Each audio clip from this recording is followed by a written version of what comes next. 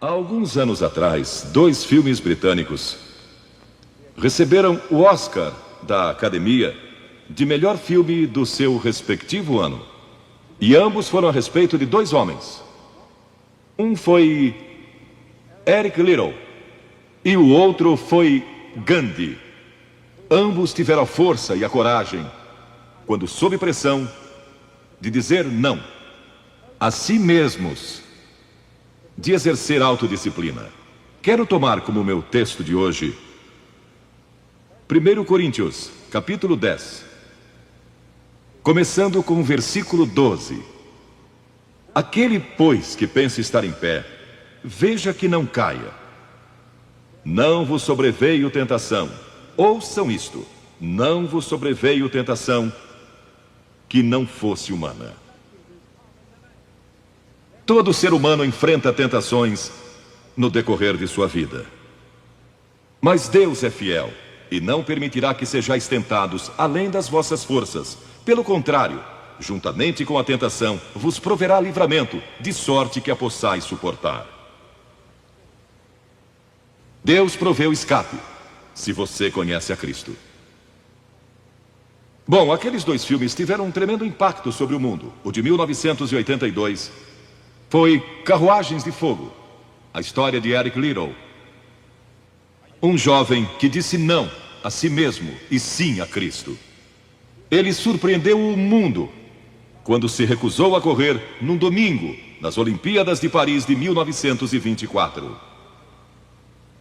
E vocês todos sabem que ele disse não até mesmo ao príncipe de Gales, que lhe pediu que corresse, porque ele era o homem mais rápido do mundo nos 100 metros.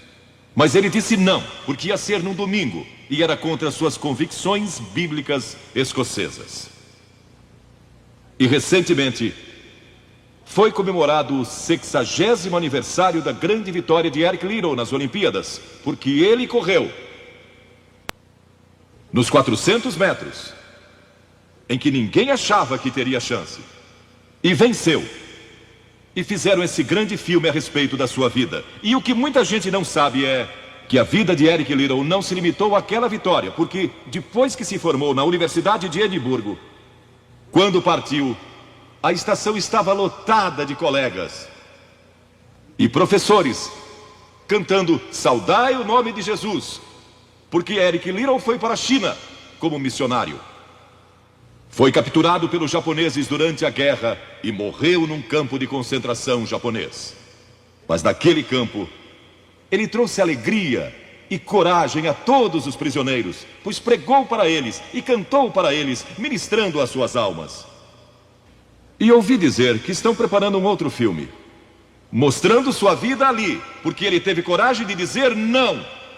O mundo ouviu falar dele, porque ele disse não àqueles que tentaram fazer com que abandonasse as suas convicções cristãs pessoais. E eu penso em William Booth, há pouco mais de 100 anos atrás, que fundou o Exército da Salvação. Ele se converteu, tornou-se um vigário, um pastor, e foi para as favelas de Londres, para as zonas da luz vermelha. Pregou entre a gente pobre, formou um pequeno grupo chamado Banda Aleluia, e ia às esquinas, e ia também às prisões. E alguns dos líderes religiosos da época não gostaram daquilo. E assim ele foi chamado diante de uma conferência de líderes religiosos, e disseram: William Booth, você vai pregar onde nós o mandarmos, senão será excomungado. Ali estava ele, diante daquela vasta assembleia de pastores. Que podia dizer? Catherine Booth, que se tornou tão famosa quanto ele, sua esposa, estava na galeria e abanou o seu lenço gritando: William, diga não! E William obedeceu sua esposa e disse não, e assim nasceu o Exército da Salvação.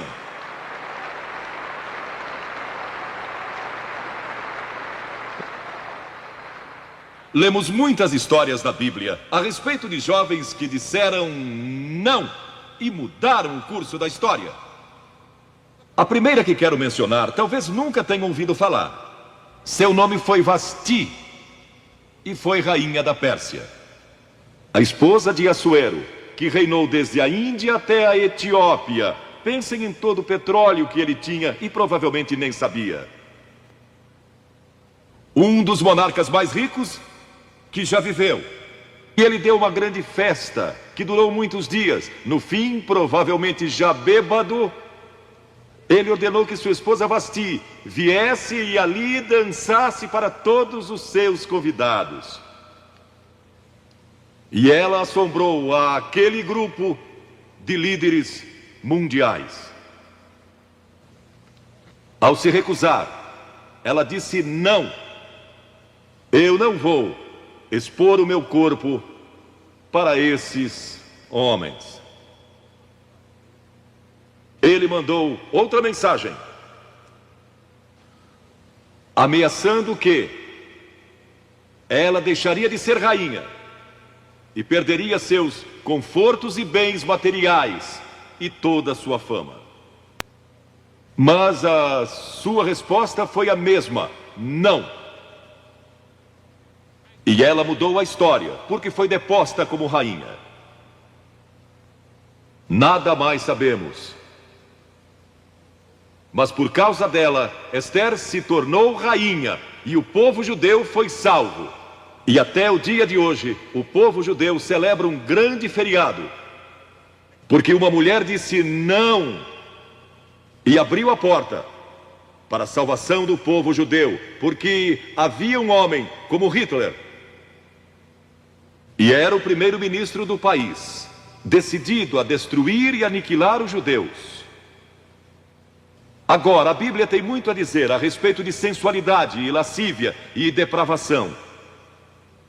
A palavra lascívia significa a tendência de incitar desejos sensuais. Sensualidade significa o apelo proposital aos sentidos físicos para satisfação pessoal. Talvez lendo um livro pornográfico ou assistindo um filme impróprio. A Bíblia diz que devemos nos abster das paixões carnais, da sensualidade, que fazem guerra contra a alma. Elas estão em guerra contra a sua alma e seu espírito. E a Bíblia diz que devemos nos abster delas, ficar longe delas. E então a Bíblia usa outra palavra, reprobou.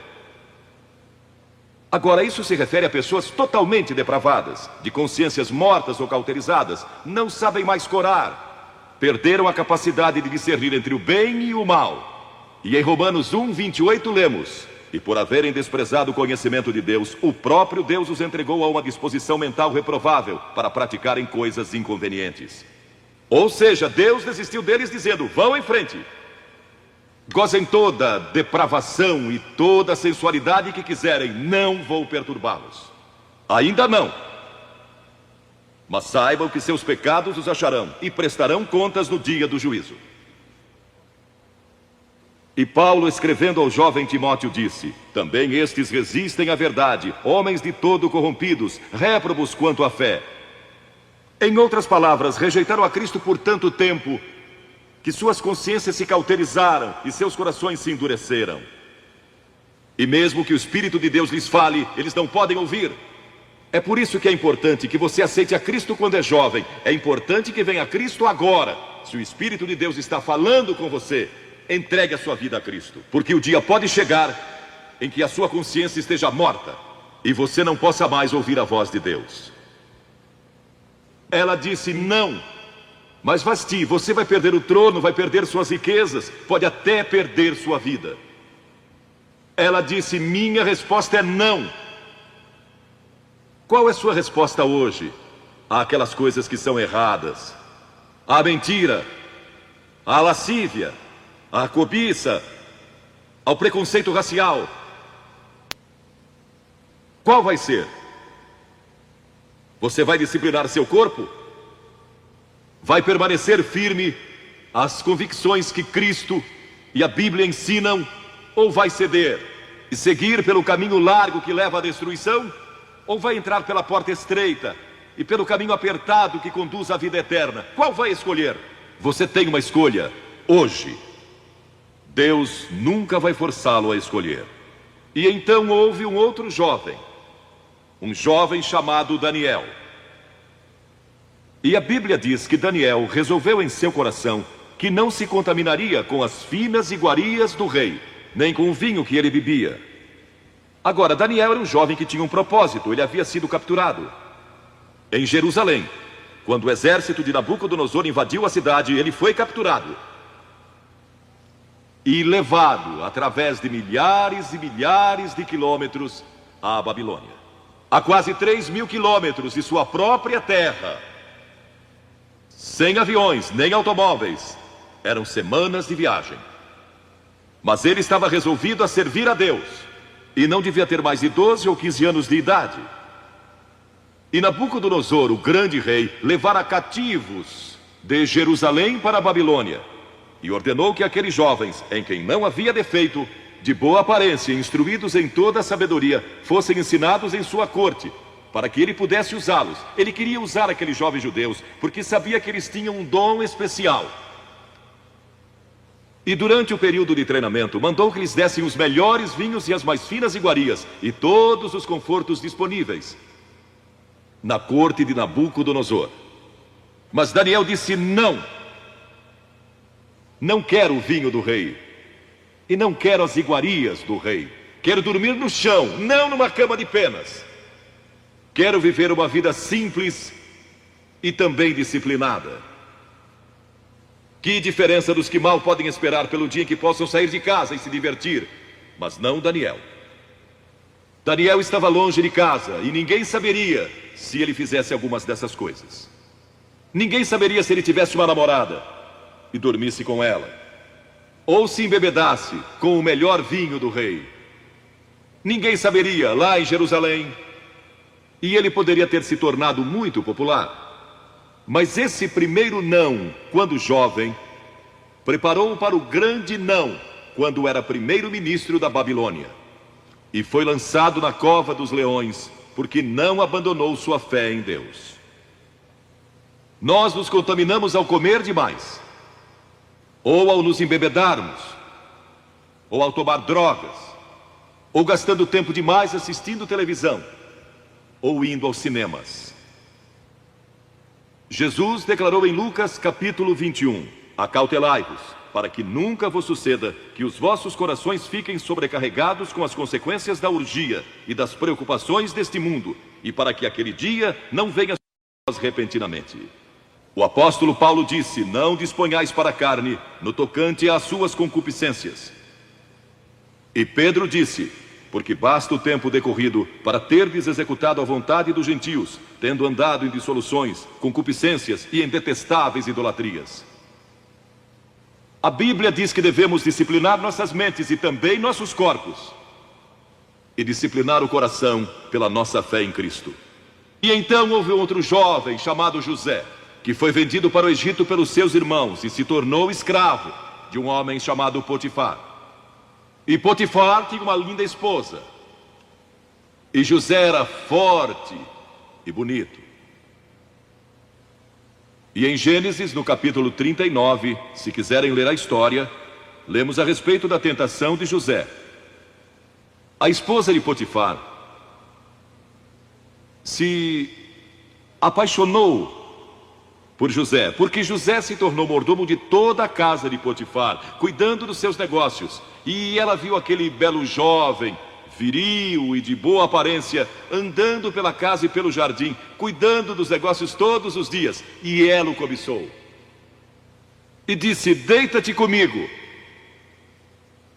Ele disse: não. E acrescentou: não posso fazer isso ao meu senhor, que me confiou tudo o que tem, exceto sua esposa. Não posso pecar contra Deus, o Deus dos meus pais. Ele estava longe de casa, lá no Egito, quem saberia? Mas disse não. E quando disse não,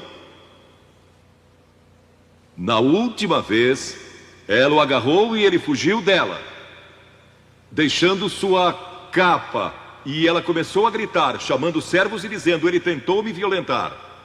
O que não era verdade. Mas Potifar acreditou e mandou que ele fosse lançado na prisão. E muitos de vocês sabem a história, que ele foi para a prisão e através de uma série de circunstâncias, ele depois se tornou primeiro-ministro de todo o Egito. e governou o Egito sob o faraó.